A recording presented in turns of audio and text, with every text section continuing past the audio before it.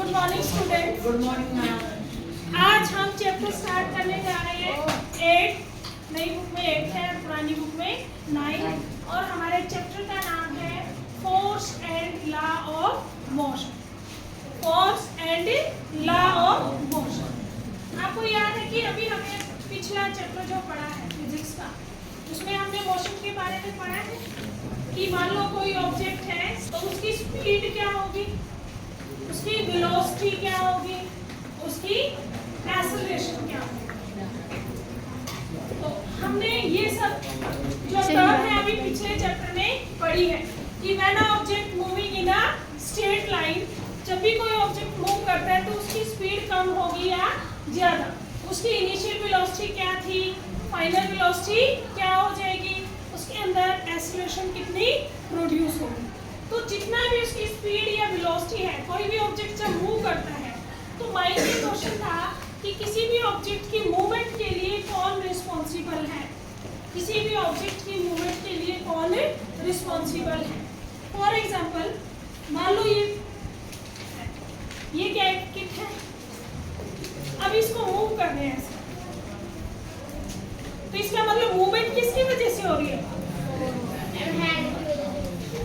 Muscular force. किसकी वजह से हो रही है, मस्कुलर फोर्स। हमने क्या लगाया है, मस्कुलर फोर्स। यानी कि यहाँ से एक नई क्वांटिटी आ गई फोर्स, मतलब कि फोर्स इज रिस्पॉन्सिबल।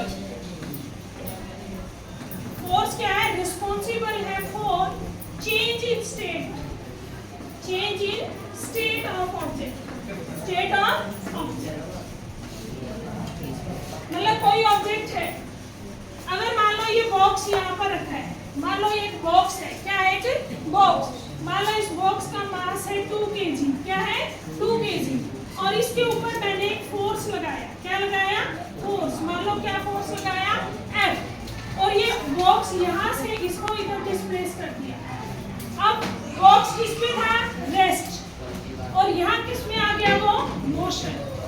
तो जो फोर्स बॉक्स की स्टेट चेंज हुई है रेस्ट से मोशन, बॉक्स की स्टेट चेंज हुई है रेस्ट से मोशन। तो हु इज रिस्पॉन्सिबल, किसने स्टेट चेंज की, फोर्स ने। किसने की, फोर्स। इसी तरीके से मान लो कोई बाइसाइकिल मूव कर रही है, बाइसाइकिल मूव करते हैं, हम क्या लगाते हैं, पेडल। क्या लगाते हैं, हम पेडलिंग करते हैं, क्या करते हैं, पेडलिंग। अगर हमें साइकिल को रोकना है तो हम क्या अप्लाई करेंगे, तो जब ब्रेक अप्लाई करेंगे तो साइकिल रुक जाएगी, क्या है, रुक जाएगी। तो साइकिल रुक गई, उसके लिए भी हमने क्या अप्लाई किया, force.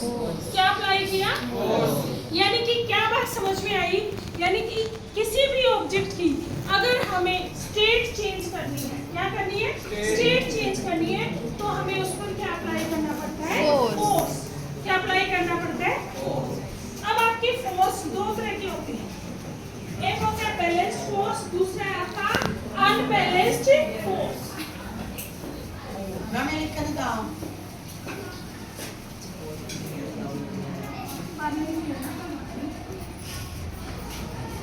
To type of force, दो तरह के फोर्स होते हैं। फर्स्ट हम पढ़ेंगे बैलेंस्ड फोर्स, बैलेंस्ड फोर्स। दूसरा हमारा है अनबैलेंस्ड फोर्स, क्या है,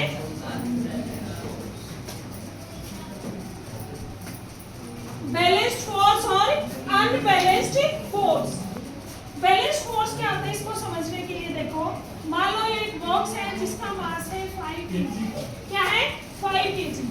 एक बच्चा इधर से इसको पुश कर रहा है, क्या कर रहा है, पुश, और उसके ऊपर ये फोर्स लगा रहा है, मान लो 10 न्यूटन। क्या लगा रहा है, 10 न्यूटन।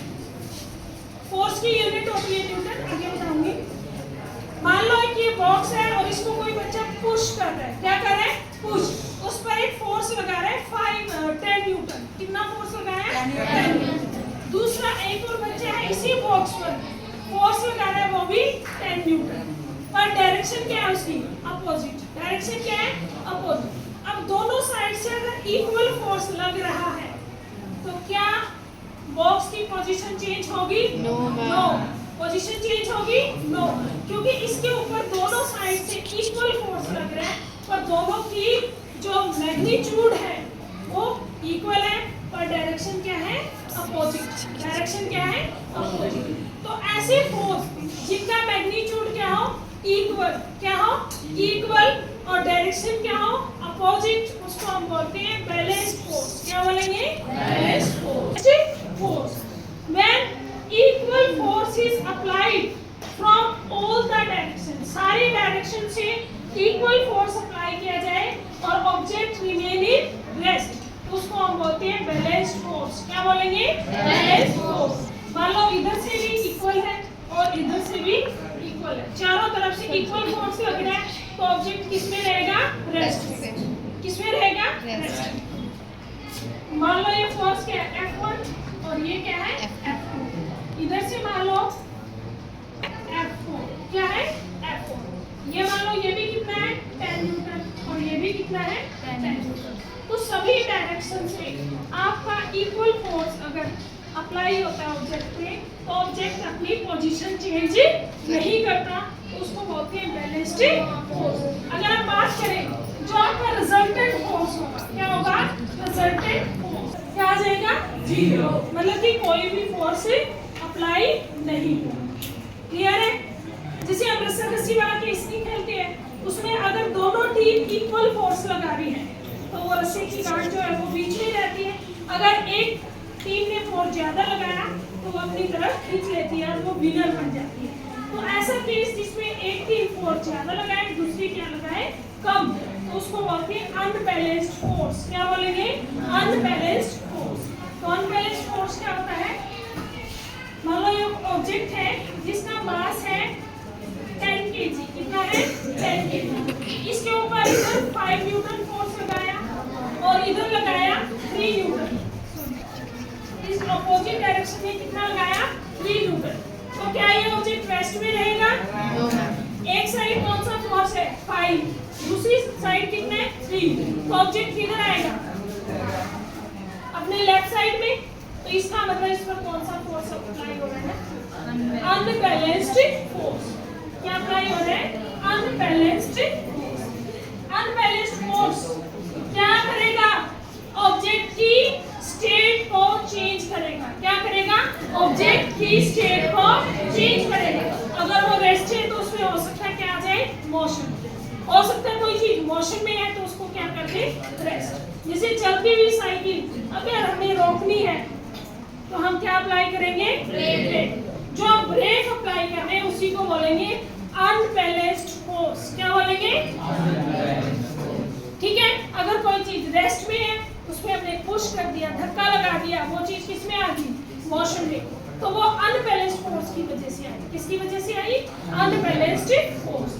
तो समझ में आया कि बैलेंस्ड और अनबैलेंस्ड फोर्स क्या होता है? जब सारे फोर्स का रिजल्टेंट क्या हो? 0, यानी कि ऑब्जेक्ट अपनी स्टेट चेंज ना करे, तो उसको बोलेंगे हम बैलेंस्ड फोर्स। क्या बोलेंगे? Balanced force. अगर ऑब्जेक्ट अपनी स्टेट को चेंज कर रहा है, एक डायरेक्शन में ज्यादा फोर्स है दूसरे में कम, तो उसको बोलते हैं अनबैलेंस्ड फोर्स। तो unbalanced force always change the state of object. उसकी स्टेट को क्या कर देगा? चेंज कर देगा। यानी कि कोई चीज रेस्ट में है तो किसमें आ सकती है? मोशन में, या फिर मोशन में तो किसमें आ सकती है? रेस्ट में। क्लियर सभी को? यानी कि आप यहाँ से क्या समझे कि ऑब्जेक्ट के अंदर उसकी जो स्टेट चेंज हो रही है वो किस क्वांटिटी की वजह से होती है? फोर्स। किसकी वजह से होती है? फोर्स। क्लियर है? इसके बारे में सोचा किसने था? गैलीलियो ने। किसने सोचा था? गैलीलियो ने। उसने कहा था कि मान लो आप किसी ऑब्जेक्ट को पढ़ेंगे फर्स्ट लॉ ऑफ मोशन, या इसको बोलते हैं न्यूटन लॉ ऑफ मोशन। दूसरा नाम क्या है इसका? Newton law of Newton. Isaac Newton एक साइंटिस्ट था। क्या था? एक साइंटिस्ट। सबसे पहले तो कल आप लोगों ने न्यूटन के ऊपर उसकी है उसको हम बोलते हैं first law of motion, Newton law of motion. और एक और नाम है इसका आएगा लॉ ऑफ इनर्शिया। क्या आएगा? Law of inertia. तो फर्स्ट लॉ ऑफ मोशन क्या कहता है? दिख रहा होगा पत्थर या ईंट, वो किस पोजीशन में है? रेस्ट में या मोशन में? रेस्ट। किसमें है? रेस्ट। ये बॉडी इधर किसमें है? रेस्ट। ये जब तक रेस्ट में होगा, जब तक इस पर कोई हम इसको उठा के कहीं और ना लेके जाए, अपने आप तो नहीं चला जाएगा। ये जो ईंट है ये तब तक रेस्ट में यही पड़ी रहेगी जब तक इसको कोई यहाँ से नहीं उठाएगा। 1 साल, 10 साल, कितने ही सालों तक पड़ी रहती है ना। तो इसका मतलब फर्स्ट लॉ ऑफ मोशन क्या कहता है? अगर कोई ऑब्जेक्ट किसी पोजीशन में है, रेस्ट में, किसमें है? रेस्ट में, वो तब तक अपनी रेस्ट की पोजीशन में रहेगा जब तक उसके ऊपर हम अनबैलेंस्ड फोर्स अप्लाई ना करें। समझ में आ गया? जैसे ये बॉटल है, इधर रेस्ट में है, मैंने इसको उठा लिया, अनबैलेंस्ड फोर्स अप्लाई किया ना, अब वहां से ये रेस्ट में, क्या आप भी रेस्ट में है? नो मोशन में। इसकी पोजीशन चेंज होगी क्योंकि मैंने इस पर क्या अप्लाई किया? Unbalanced force. समझ में आ गया? तो फर्स्ट लॉ ऑफ मोशन क्या कहता है? Any object in this universe, इस यूनिवर्स में हर object try to remain in state of rest, हमेशा किस पोजीशन में रहने की कोशिश करेगा? State of rest. या फिर कौन सी स्टेट? अगर वो मोशन में तो state of motion, unless compelled bye unbalanced force, जब तक उसके ऊपर अनबैलेंस्ड फोर्स ना लगाया जाए। अगर वो रेस्ट में है तो रेस्ट में रहेगा, अगर वो मोशन में है तो मोशन में रहेगा। ठीक है? अब देखो, मान लो ये चौक है, इसको अगर हम ऐसे रोल कर दें तो रुक गया, या कोई पहिया घुमा दे, कोई व्हील घुमाए, तो कुछ समय के बाद वो किसमें आ जाएगा? तो उसने कहा है कि जब वो ऑब्जेक्ट रेस्ट में आ रहा है तो इसका मतलब उसके ऊपर कोई अनबैलेंस्ड फोर्स काम कर रहा है, कोई अनबैलेंस्ड फोर्स काम कर रहा है। जैसे अगर हम साइकिल में पैडल लगाए, कुछ समय के बाद साइकिल रुक जाती है, बोलो, अगर हम पैडल बंद कर दें तो साइकिल रुक जाएगी? बोलो, रुक जाएगी या नहीं? तो साइकिल रुक गई, इसका मतलब उसके ऊपर किसी अनबैलेंस्ड फोर्स ने काम किया, और वो अनबैलेंस्ड फोर्स कौन सा होता है? Frictional force. क्या होता है? Frictional force. उस चीजों की स्पीड को, ऑब्जेक्ट की स्पीड को हमेशा कम करता है, अपोजिट डायरेक्शन में काम करता है। किसमें करता है? अपोजिट डायरेक्शन में। अगर फ्रिक्शन फोर्स को खत्म कर दे तो कोई भी ऑब्जेक्ट है वो मोशन में ही रहेगा। समझ में आ गया? तो फर्स्ट लॉ ऑफ मोशन क्या कहता है? Every object in this universe, every object in this universe in rest, और आप कह सकते हैं यूनिफॉर्म मोशन, unless compelled